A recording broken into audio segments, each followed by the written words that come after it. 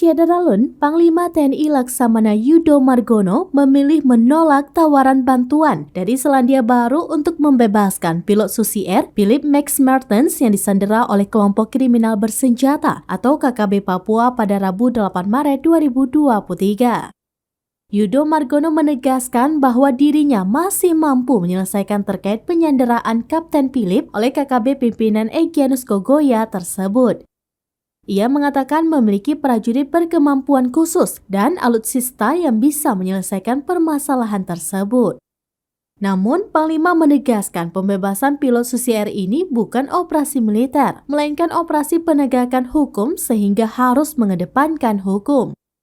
Adapun hal itu disampaikan Panglima TNI terkait pertemuannya dengan Duta Besar Selandia Baru untuk Indonesia, Kevin Jeffrey Burnett di Mabes TNI Cilangkap, Jakarta. Menurut Yudo, Dubes Selandia Baru telah menyerahkan semua proses pencarian dan penyelamatan warga negaranya itu kepada pemerintah Indonesia. Panglima TNI pun telah menjelaskan ke Dubes Selandia Baru bahwa pemerintah Indonesia, khususnya TNI dan Polri, terus berupaya melakukan pencarian. Menurut Yudo, lamanya proses pencarian ini karena tim gabungan TNI Polri mengedepankan kehati-hatian dan meminimalisir korban dari masyarakat.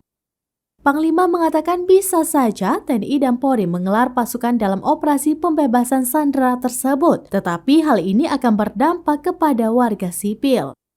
Selain itu, faktor cuaca dan medan juga menjadi kendala lain dalam pencarian dan penyelamatan pilot Susi Air.